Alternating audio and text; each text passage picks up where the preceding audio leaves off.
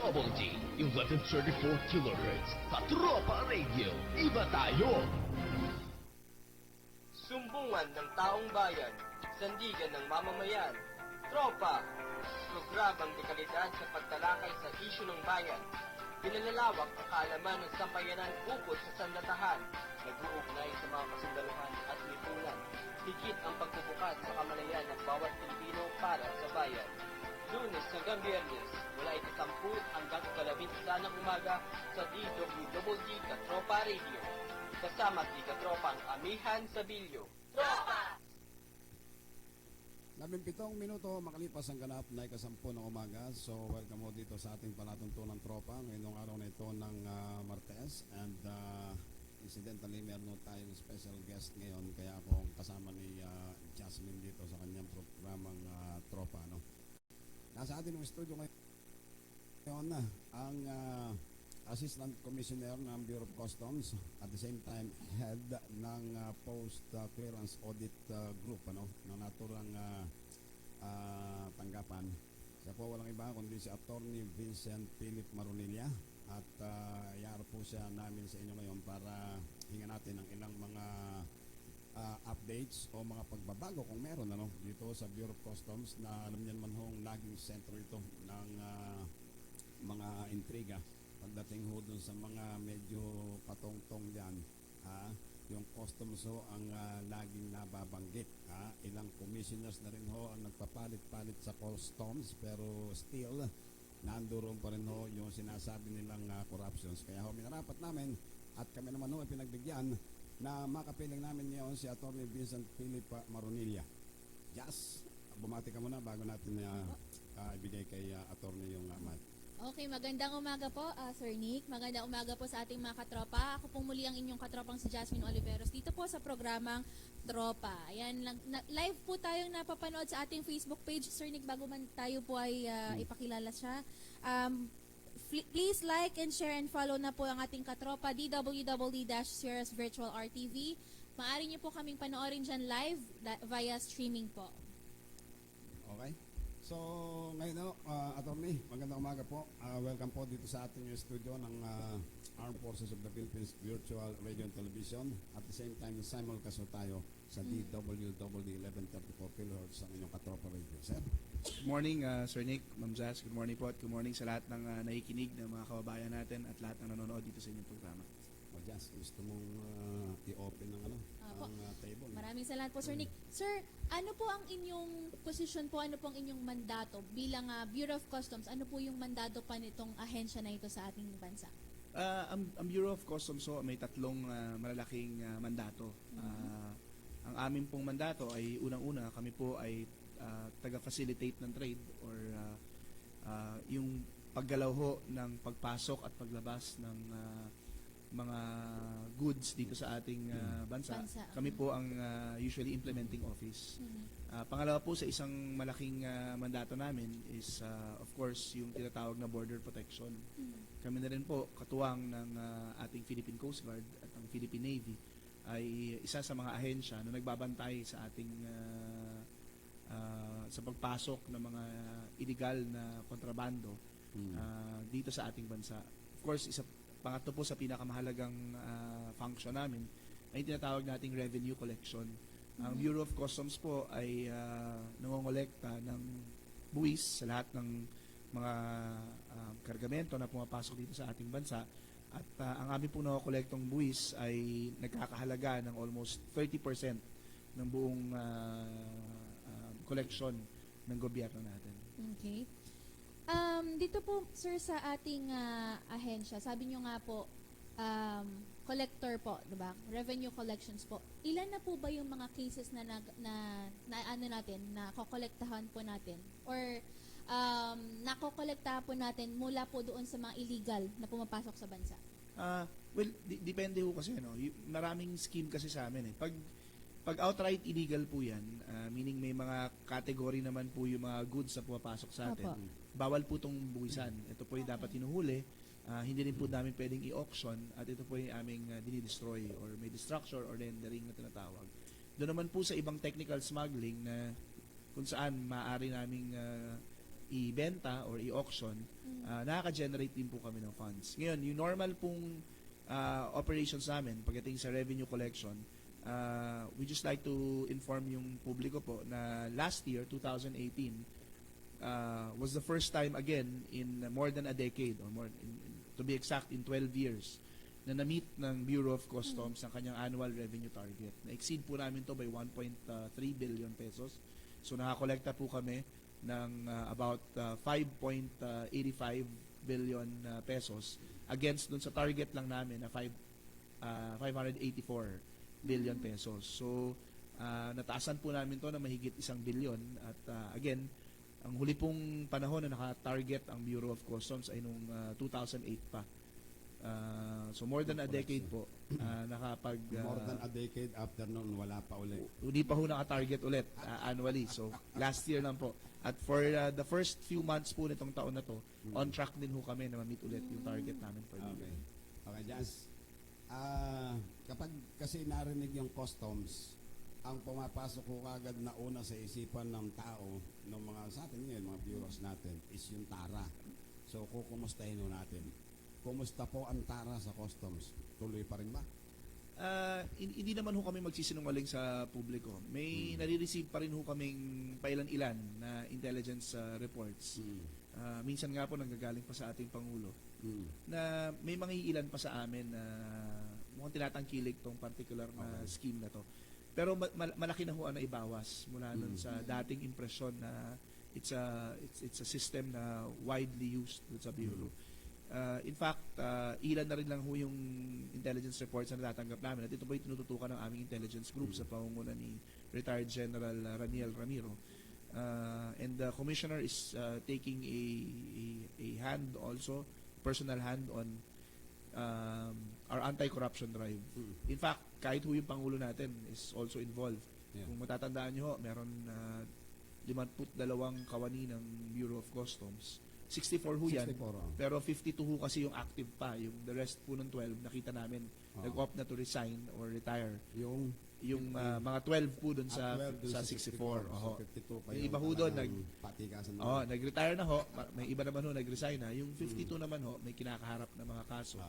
At ito po ay galing mismo sa intelligence reports na natatanggap ng Pangulo natin. Ano yung mga ginawa ninyo ng mga actions noon ng pag-upo ni General Guerrero para mabantayan natin yung tara? I think the one of the best things that actually happened when a former AFP Chief of Staff actually took the helm of the Bureau of Customs that ang una-una niyang in-instill was discipline.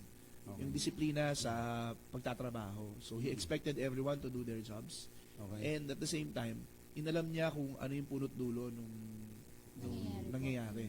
So itong anti-corruption drive namin is a small part of an actual anti-reorganization program and the reform program that the Commissioner of Customs is undertaking. Kasi nakita niya na itong mga ganitong klaseng paghuli sa mga tiwaling kawani, ang nadudulot naman ito kapag hindi mo inayos ang sistema is merely good governance. Pero hindi ba siya parang parang continuous cycle lang na merong mawawala o titigil sandali and then again ando na naman? Kasi nga ho, ang ginagawa lang is tanggalin yung mga tiwali, magtanggal ng mga taong nahuhuli, pero hindi ho ina-address kung ano talaga yung problema, which is yung sistema natin. Yun nga, kaya systemic nga daw ang Oho. problem dyan. At ito po yung tinututukan ngayon ni Commissioner Guerrero. Kaya nga ho siya meron 10-point priority program na ipinasutupad at pinakamahalaga po doon yung program niya para sa full automation namin. Okay, so, bago tayo pumunta doon sa 10-point agenda ninyo, kasi noon pa naririnig ko na ito sa customs, o doon sa mga nakakausap ko, yung mga, minsan yung mga analyst natin, sabi nila, ang problema sa customs, sabi nila, ang corruption is involved na pati mga matataas na opisyal. So, the fact na nagkaroon na, parang ang gusto nila, pag hindi ka nila nagustuhan, masyadong mahigpit yung mga implementing guidelines mo, parang sila mismo yung nagkukutsabahan kasama yung ibang tagalabas o yung mga fixers o kung yung mga broker na corrupt din. So sila yung nagpupulong para gumawa ng isang issue na tatamaan yung bagong upo na commissioner and then hanggang sa ma-pressure na lalabas na yung commissioner ang napapaalis. Kaya daw pabago-bago ang ang commissioner sa customs and yet ganun pa rin yung sistema. May konting katotohanan po yan. Kaya nga ho, kung mapapansin nyo, ang Customs Commissioner, isa ho yan sa pinakaunang ina-announce ng Presidente sa kanyang pag-upo pa lang, kasama ng BIR Commissioner. Because sa tingin ho namin, siguro ang Commissioner of Customs na bukod sa pagiging Pangulo, ang isa sa pinakamahirap na trabaho sa gobyerno. Kaya nga ho, ang level ng confidence sa kailangan ibigay ng pamunuan ng bansa sa isang Customs Commissioner ay dapat full, and the Commissioner should be able to report to the President in a manner na honest and direct. Okay. Without, of course, sacrificing the protocol that needs to undergo in terms of nasa ilalim po kami ng Secretary of Finance. So, yung relasyon ho yun ng Secretary of Finance, ang Pangulo at ng Commissioner, ay kailangan ho malakas ang foundation. Tingin ko naman ho sa lagay ni Commissioner Guerrero, ganun ho ang nangyayari ngayon. Kaya nga ho, direct na involvement ng Pangulo at ni Secretary Dominguez sa paglilinis ng Bureau of Customs. Nakatulong ba yung pagkakatalagaan ng mga sundalo dun sa customs? Nakatulong ho. Inaugment ho kami. Well, contrary to reports na nagkaroon ng militarization, ang nangyari lang naman ho, nagkaroon kami ng Memorandum of Agreement with the Armed Forces of the Philippines, the Philippine Coast Guard, other law enforcement agencies, para i-augment po yung workforce namin. Now, ang ginawa ho namin, naging partner namin ang AFP at together with the Philippine Coast Guard doon sa pag-i-implement namin ng batas namin at ng mandato namin. In fact, the AFP and the Customs Police were very much involved in this latest apprehension 2 weeks ago ng mga counterfeit na shampoos, bags, and other products dito sa isa sa pinakamalaking bilihan dyan sa Divisoria.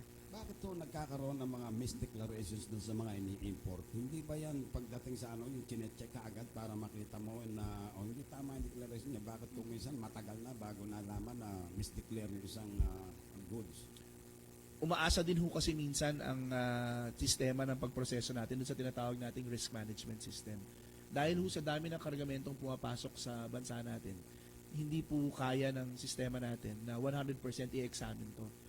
Imagine in the biggest port in the Philippines, which is the Manila International Container Port, an average of 2,500 containers go through every day. Hindi ho kaya ng manpower natin at nung port operator natin. Bakit hindi kayo nagdadagdag ng manpower? Sir, it's ano yan, practice ho sa buong mundo yan na ang examination po is risk-based. Ibig sabihin ho, ang pagproseso po ng isang kargamento, ang factor ho na nagde-determine dyan kung anong klaseng examination is the intelligence work that you actually put in pagdating sa kargamento yan. Tulad ho ng halimbawa, mga multinational companies, let's say San Miguel, big Filipino firms like San Miguel, Procter & Gamble, Colgate, Palmolive, usually ho, may long history naman itong mga to ng compliance sa amin. So that pag dumarating sila, non-intrusive na lang yung examination natin. Okay yun sa kanila kung meron silang compliance na gano'n na pagsunod. Pero paano itong iba? Kasi kung makikita nila, yun andun ang weakness eh. So doon tayo papasukin ng mga smuggler. Alam naman nila na hindi naman kaya ng manpower. So kaya tayo nagpapalusot.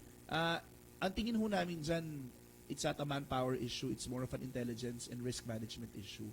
Kasi yung ilang beses ho na medyo may nakalusot sa amin, na-identify na rin ho naman namin yung loopholes dun sa sistema namin. And it points out to weak intelligence and weak risk management. Ang nangyayari katulad, di bali sana kung yung mga nakakalusot, may nakakalusot let's say noon na yung mga malalaking volumes of drugs, kung meron tayong yung failure of intelligence, so siguro yun ang dapat nating doon tayo mag-focus. Hindi naman ho ang ginagawa ngayon ni General Ramiro, which is ang naitalaga ho ni General Guerrero na intelligence chief namin ay si retired General Raniel Ramiro, which is a very well experienced intelligence officer in the AFP. Yes. Alright. Regarding po kanina, sir, nabanggit niyo po yung 10.1 priority program. Maaari niyo po ba kami bigyan ng kaunting background about what this is? Well, it's actually a comprehensive program for 2019 alone that the Commissioner wants to achieve. When he was in Marina, he was able to achieve his priority program in just 6 months. So, Sa Marina. 6 months sa Marina lang, ho, okay. 6 months lang nakuha na ni General Guerrero. So, Pero sa customs, nahihirapan si General. Kaya ho, binigyan niya ng 1 taon ng sarili niya. Sa tingin ko. Yan po yung kanyang sa sarili niya. Actually ho, medyo hindi, ang point ho ni General Guerrero is that sabi nga niya, every day he treats it as if it's his last day. So that sa sinasagad niya ho talaga yung trabaho na magagawa. So kung ano yung kaya niyang gawin para sa araw na yun, ginagawa niya yun. Now, itong 10-point priority program na to is a calibrated and comprehensive program for the Bureau of Customs reform agenda. At ang malaking parte ho doon, bibigyan ko lang ko kayo ng 3 major na parte ng program. Number 1, yung reform agenda po namin pagdating sa automation. Sabi ko nga sa inyo, ang bulk kung bakit na-identify namin na may corruption sa Bureau of Customs is because ang daming discretion and face-to-face transaction na nangyayari sa Bureau. Now, if we can eradicate this, eliminate this totally, by way of full automation, wala na hong face-to-face transaction. Hindi na nakakapasok doon sa opisina Yung mga broker at wala na hong negosasyon na pwedeng mangyari. doon sa loob. Oho, Sa labas pwede na ho lang. kayo mag-file online. Yun ho, may iwasan din kung full automation yan. Okay. Kasi ibig sabihin ho ng full automation natin, hindi ho malalaman nung importer, sino ba yung nag-evaluate ng papel ko? At yung nag-evaluate din, hindi niya malalaman, Kung sino. sino ba ang kausap ko dito? At ibabato na lang ho nung nag-examine, ano yung findings niya. Bibigyan na lang ho namin ng recourse, yung, halimbawa, ako ho yung in-evaluate. At sa pag-evaluate ho sa akin, nakita ko na mukhang may mali na gawa ang Bureau of Customs. Magkakaroon na lang ho kami ng ibang recourse para ma-contest na yun without going through the process na kailangan niyang kausapin yung tao na yun. Of course, importante din ho sa amin yung reorganization ng structure namin. Part of the reorganization is actually taking care of our people. Sir, of course, having a salary that is not competitive will never be an excuse to do corruption. At ang dami yung mga pulis natin, yung mga sundalo natin, mabababa ho ang sweldo ng mga yan. Ngunit sinasakripisyo nila yung mga buhay nila nang hindi sila sang-alang-alang kung magkano lang natatanggap nila. Ngunit, hindi rin ho namin pwedeng hindi pansinin itong factor na to. We've compared salaries of customs authorities all over the world. And I guess ang pwede lang ho naming ibigay din doon sa mga papasok na mga bagong empleyado ng Bureau of Customs at even doon sa mga kasama namin sa reformang to, yung kapag binigyan ho namin sila ng sapat na sahod para mabigyan ng komportableng buhay, makakain 3 beses ang araw, may bubong sa kanilang sa ulo at napapag-aral ang kanilang mga anak, ang kondisyon ho naman namin, yung integridad ng pagpapalakad ng Bureau of Customs at paggawa ng trabaho nila, yun ho yung kapalit. So, part ho yun sa nire-recognize sa amin at isa ho yun sa hihilingin ni Commissioner Guerrero dito sa 10-point priority program. Pero yung sabi nga iba sa customs, hindi naman umaangal sa sweldo yung mga tao doon. Kasi ang inaangalan daw na maliit, yung pag maliit yung binigay na tara, hindi dyan umaangal. Pero sa salary, hindi naman daw. Nagla-lifestyle check ba kayo sa mga official ninyo? Meron hong independent body ang Department of Finance at tawag po sa kanya Revenue Integrity Protection Service, which does regular lifestyle check to all employees and officials of the Bureau of Customs and the Bureau of Internal Revenue. Pero after nung lifestyle check ninyo, may nakikita naman kayo ng mga unusual? In fact, kung nabalitaan nyo several weeks ago, we were able to apprehend and conduct lifestyle check against a customs guard na medyo disproportionate, sobra yung kanyang bank accounts doon sa kay lifestyle niya, doon sa kanyang sweldo. Guardia yun. Guardia ho. Pero how much more yung mga nandun sa taas?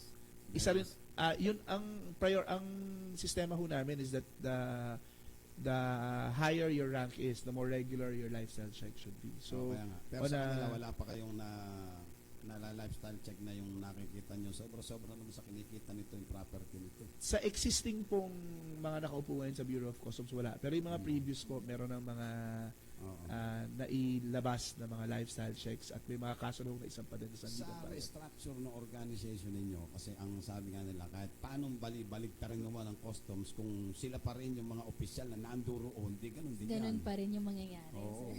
So, walang hanggang sa restructure lang. Well, sir, kasi yung workforce namin ngayon is not just aging. It's also on a low time low of about only half, 50% of the workforce na expected plantilla positions lang ng Bureau of Customs ang filled up ngayon.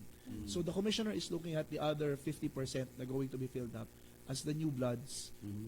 So ito po yung critical na kailangan naming ma-hire at hindi po kailangan ma-impluwensyahan ng lumang sistema. That's the challenge that we want to make. Kasi, kasi tingin namin kapag nakapagsimula na maayos itong mga to, at maayos, tutuloy-tuloy at eventually may eradicate. Kaya lang, attorney, ang instinct ng mga aplikante, doon tayo sa customs kasi pag doon tayo napasok, okay tayo doon. Totoo po 'yun. Diba? Totoo po 'yun. That's a good observation, sir. That is why yung hiring process namin ni-revise din namin. We have a 6-month integrity program before you get hired. There's an integrity evaluation being conducted by HR now. And if you don't pass that integrity evaluation, background checks that are being conducted to you, you're likely not to get hired. Sorry sir to cut you off. Yung 6 months integrity po ba ito, likely siya sa probationary? Parang ganun siya? Hindi, training siya na kasama dun sa 6-month period na meron kaming tinatawag na Customs Training Institute. Na bago ka i-hire, dadaan ka sa isang 6-month training na alam mo para technically capable ka, and majority of the time that you're going to be there, you're going to be repeatedly taught the value of integrity in your workplace. Sino yung magtuturo? Taga-labas o taga-roon din? Nag-hire po kami ng mga consultants sa Outside. labas that are experts in integrity Kasi training. baka yung nandun sa loob ang magtuturo. Ibang integrity ho. Baka ibang integrity ho yung ituro eh. Tuturo, sasabihin niya, pero ganito yan. Baka may ganon. Okay. Meron tayo ngayong ang isa sa pwedeng mangyari ngayon, yung rice tarification bill natin, attorney, yung pagdagsa ng mga ini-import na bigas, baka mamaya naman hindi natin masingil ng tama yung dumarating sa akawanian natin kasi alam mo naman ng mga importer, sabihin niya, hindi naman dideclare yung tunay na halaga para mas maliit ang buwis. Meron na ba kayong mga dyan, mga precautionary measures?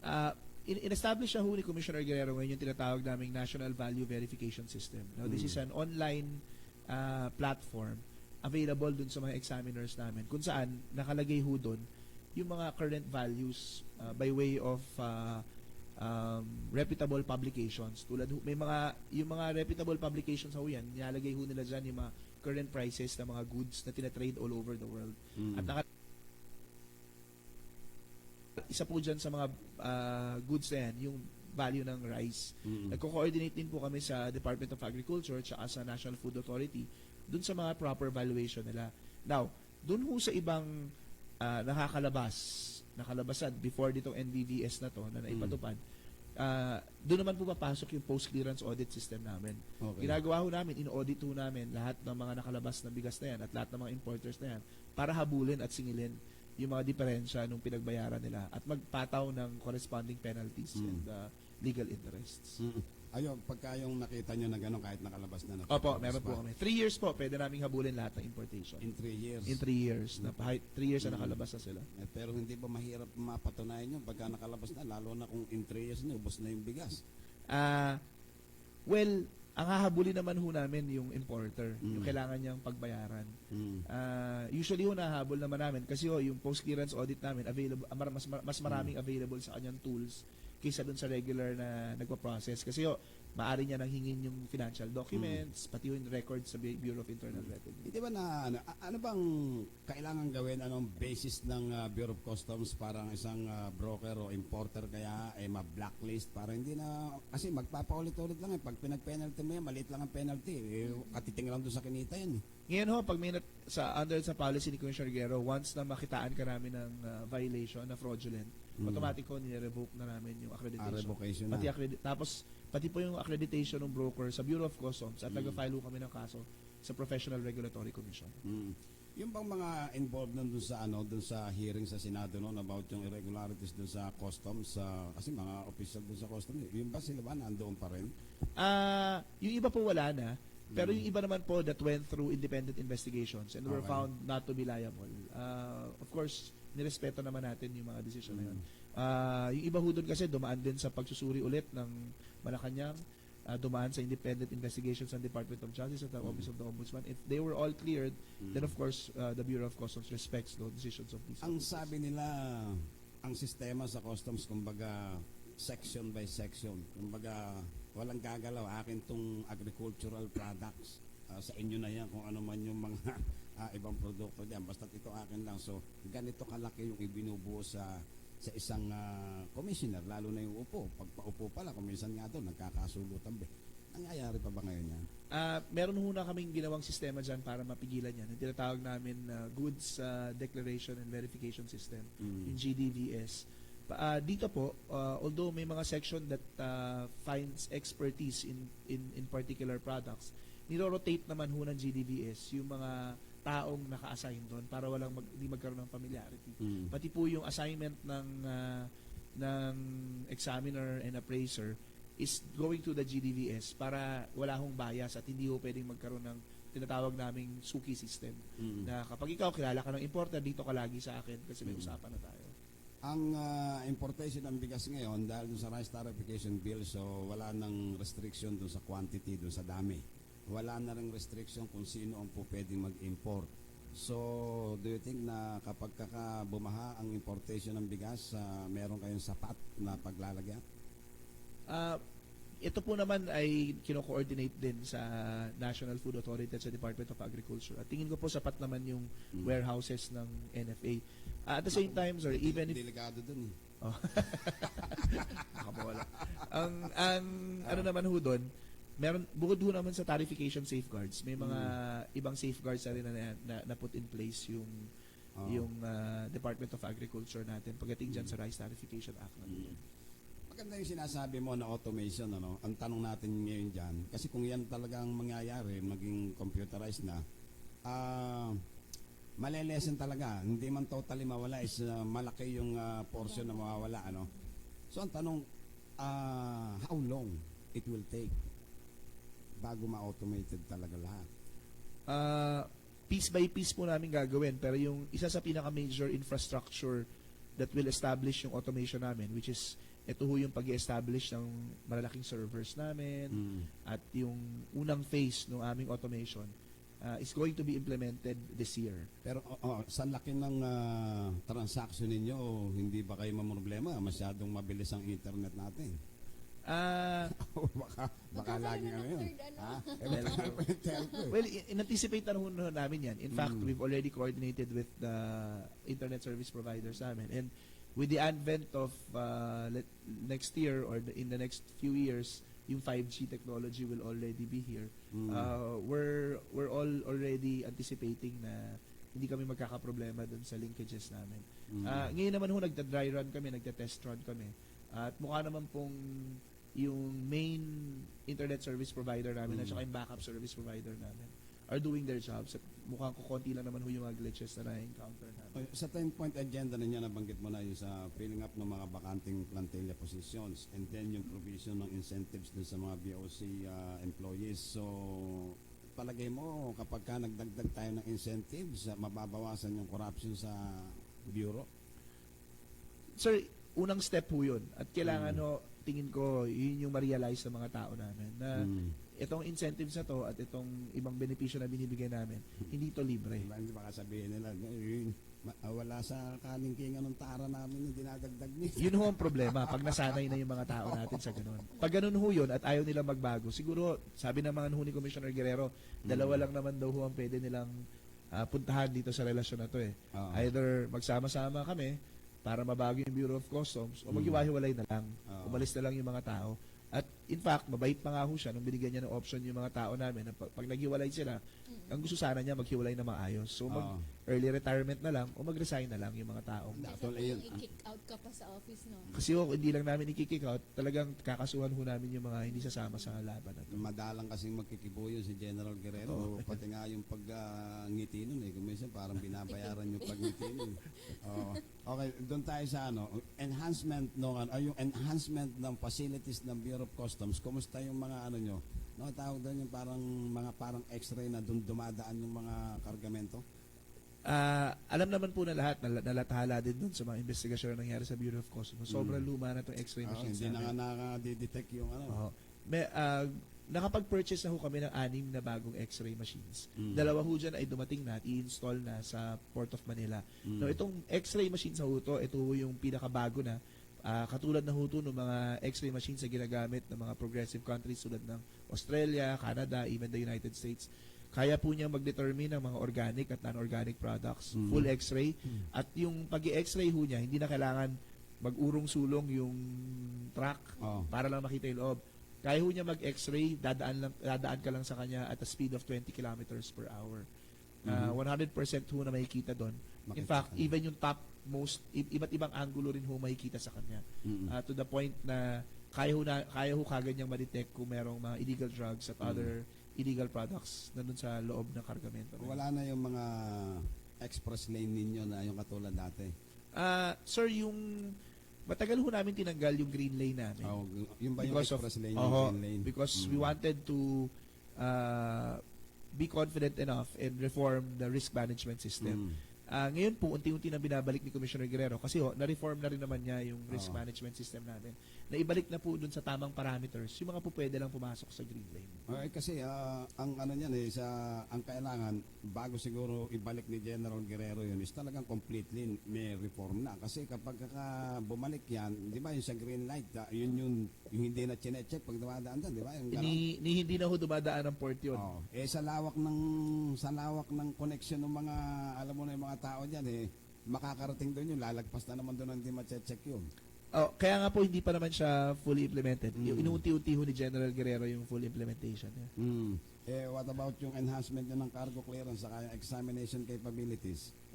Part ho doon yung Sa X-ray sa X-ray no? namin. At the same time ho, we're also requiring our port operators na magdagdag ng mga additional examination areas para hindi ho limited yung capability namin to examine. Doon sa mga broker niyo, ano bang anong particular na rules niyo sa kanila para kumbaga mag-discipline? Kasi usually sila yung pinagmumulan niya siguro eh. Nagko-coordinate naman ho kami sa Customs Brokers Association of the Philippines, yung CCBI, yung Chamber of Customs Brokers of the Philippines. Sila ho ang isa sa pinakamalaking organisasyon ng mga customs brokers dito sa Pilipinas. For them to police their ranks and to help the Bureau of Customs identify kung sino sa mga rango nila ang talagang hindi gumagawa ng tama. At the same time, nagkaroon ho kami na medyo strictong policy guidelines ngayon sa mga brokers na accredited sa Bureau of Customs. Yun nga yung one strike policy namin na kapag ikaw na involved sa isang kalokohan, automatic pina-blacklist ka na namin at hindi lang kakasuhan ka pa namin sa Philippine Professional Regulatory Commission. Meron din hong provision ang Customs Modernization and Tariff Act relative dun sa pag-allow directly sa mga malalaking importers na sila rin magdeklara para yung responsible officer nila will be the one responsible to the Bureau of Customs. May inisyo na ho si Commissioner Guerrero ngayon at although ito ay pinapatupad na nakiusap po ang ating mga kaibigan na customs brokers na tingnan ulit to at makipagkonsultasyon sa amin at ito po yung ginagawa ngayon namin. Yung bang ginagawa niyo na yan na reorganization ngayon o yung malaking pagbabago dyan sa takbo dyan sa loob ng Bureau of Customs, baka mamaya nalilimutan natin yung mga field yung mga field collector ba tawag nyo doon? Mga tawag nyo? Hanggang doon sakop sila nung nababantayan din natin yun. Bureau-wide ho yan. In fact, yung memorandum of agreement namin with AFP and the Philippine Coast Guard extends to a bureau-wide augmentation of forces. Yung pagbantayan nyo sa mga border ng natin para may smuggling. Kasama na ho namin ang AFP at ang Coast Guard doon. Sa lahat ho ng puerto namin. Pero meron kayong sariling na mga speedboat or sa Coast Guard talaga ang nyo? Nakapag-purchase na rin ho kami ng mga speedboats namin during the time ni Commissioner Faeldon at Commissioner La Peña. At ito po yung nandyan na at yung mga tao ho na gagamit ito ay under training na ngayon sa Philippine Coast Guard. Nung zona ng presidente, napuro niya yung PAGCOR ng koleksyon. Pero meron siyang pahabol na could it be makakolekta ng much more pa doon if yung Bureau of Customs marireform. Anong reaction niyo doon? Looking at, although nami-meet ho namin yung targets namin, we still feel that looking at the level of corruption and the level of transactions that are still going on in the Bureau of Customs, tingin namin malaki pa yung potential namin to even collect more. And that is why hindi ho nasasatisfy din yung pamunuan namin dun sa target na binibigay sa amin. We take it as a challenge, although minsan malaki na din yung increase na binibigay sa amin. Like ngayon, nasa 600 plus na ho yung dapat namin kolektahin from 585. I think we're up to about 670 billion that we need to collect for this year. But again, looking at the data, and the disparities in those data coming from our trading partners, we feel that if we're able to clean the Bureau of Customs, we will be able to collect more from Anong the government. ginagamit yung basihan para sa pagsiset ninyo ng target collection? Ito po ay sineset ng Sino ang siset? Department of Finance? O Department of Finance, kasama po ang Kongreso at ang ibang economic managers sila natin. nagbibigay sa inyo? Opo. So, yung halimbawa na pagka binigyan kayo ng target goal na ganyan, yung dapat ninyong makolekta, do you think na kumbaga yun kasi kayo yung nandoon sila, hindi naman sila nakakita ng operation yun. Sa palagay ninyo, yung binigay nila na target goal na yun is talagang yun ang dapat ninyong makolekta or much more pa doon? Well, in the previous years, sir, hindi kasi siya nakokolekta, so ang tingin ng mga taga-bureau parang hindi. But to be fair with this current administration o administration ni President Duterte, since it started in 2016, very attainable ho yung goal namin. And in fact, last year proved that we can hit it and even exceed it. So, sabi nga, kung meron ho kaming crisis sa pagdating sa katiwalian, tapos nakakolekta kami ng ganun kalaki, what more kung medyo malinis talaga namin ang Bureau of Customs at matranslate namin yun to even more collection. So, we feel na kaya pa ho namin dagdagan yung kinocontribute namin sa gobyerno. So, hindi kailangang buwagin ng customs? Sa ngayon po, hindi pa naman. Ayoko magsalita ng tapusan. Sa ngayon ho, hindi pa Kaya naman. ako sinasabi yan kasi pag hindi natin open up dito yan, pagtatawanan tayo ng mga nanonood sa atin. Kaya ako inahayaan ko naman sagutin ninyo. So, may pag-asa pa na ma-reform ang buong customs. Kami po yung maasa na marereforma to. In fact, sa mga nandun ho sa Bureau of Customs, nakikita naman ho yung unti-unting reformang nangyari na all throughout the years that reform programs have been implemented. This is not the first time that a reform program has been initiated. To be fair with the previous administrations, marami din silang reform program na pinatupad. Yun nga lang, this is the first time that a reform program this big is being undertaken, that no less than the President of the Philippines is involved. Yes. Okay. In fairness sa customs, lagi na lang natin pinupuna yung customs doon sa mga nakikita. So, kasi nga, meron silang nakikita, hindi naman natin na masisi. Ngayon, ano bang sa tingin ninyo? Alam naman namin na hindi ninyo kakayanin yan sa lawak ng mga tao na nagsasamantala riyan kung kayo lang within doon sa inyong opisina. Wala ba kayong nakikita na batas na kailangang hilingin ninyo sa Kongreso para aprobahan niya so that makatulong po kayo? At hindi naman ito sa amin, kailangan din namin ng tulong ng Congress. May na-identify na ho kami mga amendments dun sa current na batas namin. Bago lang kasi yung batas namin, 2016 lang siya pinatupad, yung Customs Modernization and Tariff Act. Although it took so long bago siya na ipasa. At this early stage, isa ho dun sa 10-point priority program ni Commissioner Guerrero is to review much needed legislation to help the Bureau of Customs. At 90% po nung review na yon ay tapos na.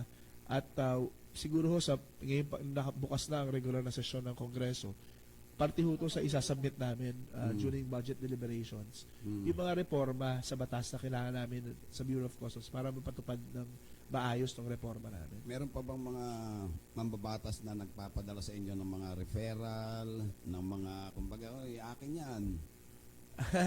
Wala naman po. Yung mga ibang referrals naman po ng mga mambabatas namin are I guess normal letters that tell you lang naman na if you can look into this. But wala naman hong mambabatas na tumatawag sa amin at pinipilit yung mga referrals nila. But of course, I think Dati meron.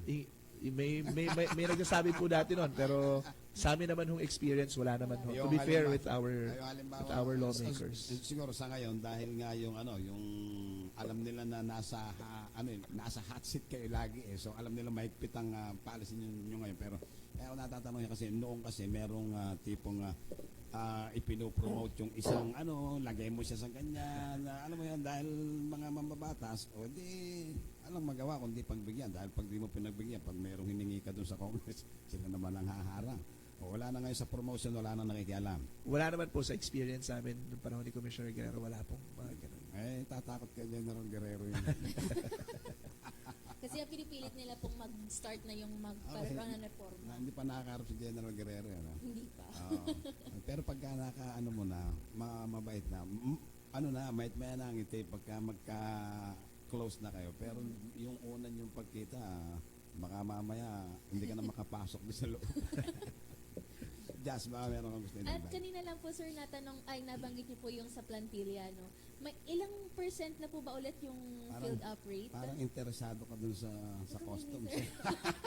Pasok Hindi yata po. sila. Siyempre, marami tayong mga katropa dyan na nanonood na katulad natin na civilian na gusto mag-apply din sa Bureau of Customs. Welcome po sila. Ito po yung pinapublish namin regularly, lahat ng open plantilla positions namin online. Wala pong palakasan dito. They just need to pass the examination initial examination that we're going to give them and meet the minimum requirements. And very transparent naman po yung hiring process namin. Our target is to fill up more than 1,000 plantilla positions within the year. And there are several openings already that applications were already entertained. And continuously we're publishing it. So tingnan lang po nila sa www.customs.gov.ph. May portion po doon ng careers namin at kung mamimit nyo po yung minimum qualifications tulad ng college graduate kayo, may mga position din po doon sa mga hindi nakapasa ng college. May mga admin aids din po kami na open doon. Welcome po kayo mag-apply sa Dapat Bureau of Customs. eligible ka.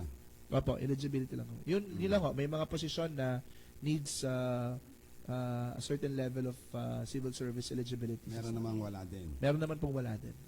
Yung mga contractual basis. Opo, or yung mga mababang rango lang ho na hindi na kailangan. Hindi ka pang mababang rango eh.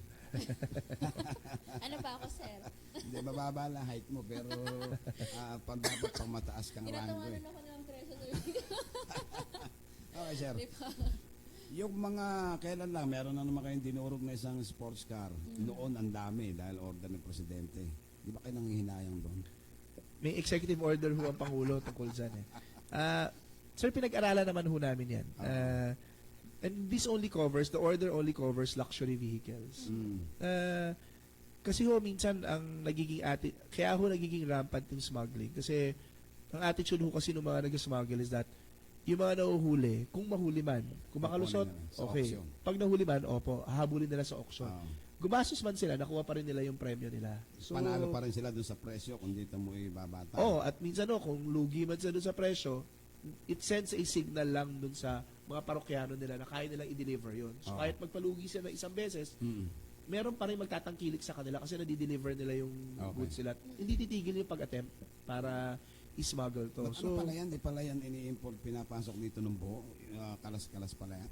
Depende ho. Yung dinurog ho namin, ang scheme ho nun, palabasin na semi-knockdown siya. Kung tanggal lang ng pinto. Tanggal lang ng pinto, pero may makina naman pala. Talagang kanya-kanya ng Kanya-kanyang racket style yan. ho yan. Oo. Kanya-kanyang style. Talagang maipasok Pero ka. dyan sa yung sa auction na yan, applicable din yan yung kanyang kahigpit doon sa ibang auction na hindi lang doon sa luxury cars. Baka mamaya sa ibang auction, may in-auction kayo, nakakapasok din yung sindikato na gano'n. Hindi, inihigpitan na ho Sa namin lahat ngayon na. yung auction procedures namin. Especially doon sa mga goods na tingin namin ang nag-a-attempt lang na kumuha ulit yung nag-violate din ng mga batas natin. Yung mga opisina nyo sa labas ng customs, sa mga region, yung mga nakaka-target din ba sila doon? Hindi ba kayo rin ang nagbibigay ng target? Nakaka-target naman. To be fair ho, consistent ho yung mga Consistent. outports namin pagdating sa targets nila. O, nakaka-kolekta. They've been the constant ports that hit the target and sometimes exceeds their collection target by tulad ho ng subport ng collection district namin sa Limay Bataan. Consistently na-hit niya yung target niya at nagsusurplus siya by an average of 500 million pesos a month. Okay, last ko na. Mag-11 na, just 11 na. So, doon sa 62 na mga empleyado, sabi mo 12 yung yung talagang naging kusa na voluntaryo Palagay mo, meron pa bang susunod doon sa 62 na yan? O although yung iba kamo nga, andyan pa't magkakasuhan. Pero sa nakikita mo, meron pa masusundan pa ba yung 62 na mga empleyado na yan? Tingin ko kung yung iba doon ay nandun na rin naman sa dulo ng kanilang career. At hindi na naman nalalayo sa retirement. An option to actually retire or resign is very viable at this point. Hindi ba ka mamaya sasabihin ko, kung magre-retiro na ako, kailangan makakota na ako. Baka maling attitude yun pag gano'n sa lagay na to na ang atong gali mo mismo yung Pangulo ng Pilipinas. So tingin ho namin, at sabi naman ho ni General Natoy San Juan, na nag-handle ng internal administration group namin, may mga nagpahayag na rin naman sa kanya ng Na, intensyon. ano na. Oo. Siguro total naman kaysa naman sa makasuhan ka pa, baka mamaya kahit hindi mo sinasadya, idinamay ka pa din sa labas, di ba? Sayang pa yung retirement mo. Just wala tayong oras. Okay, maraming salamat po, Attorney Maranilla. Meron po ba kayong gustong pasalamatan or Last invite? last yung po. parting words ninyo. Gusto lang ho namin ipabatid sa ating mga kababayan na seryoso po ang Bureau of Customs na linisin ang kanyang hanay ngayon. At una-una humihingi kami ng pasensya dahil syempre itong prosesong to hindi naman agad-agaran. Marami ho kami kailangan pagdaanan. At pangalawa pa, humihingi kami ng suporta sa inyo na once and for all, suportahan niyo ho kami para sa tuluyan ng malinis ng Bureau of Customs.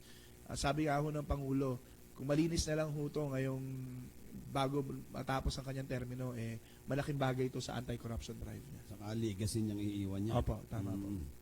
Okay, yes. Okay. Maraming salamat pong muli kay Attorney Vincent Philip Maranilla, Assistant Commissioner ng Bureau of Customs. Maraming salamat din po sa ating katropang si Nick Echevarria sa pagsama po niya sa atin dito sa programang Tropa. Magkita-kita po tayong muli bukas alas 10 hanggang alas 11 po ng umaga dito sa programang Tropa. Muli, ako po ang inyong katropang si Jasmine Oliveros. Ako po si Nick Lipana Echevarria. Magandang umaga po sa lahat and God bless. Ito ang DWWD 1134 kHz. Balita, impormasyon at musika. AM at FM pinagsama. Ito ang Katropa Radio. Iba tayo. Kayo ay nakatutok sa 1134 kHz. DWDD Katropa Radio. Iba tayo. Kami po ay kasapi ng KBP, kapisanan ng mga broadcaster ng Pilipinas.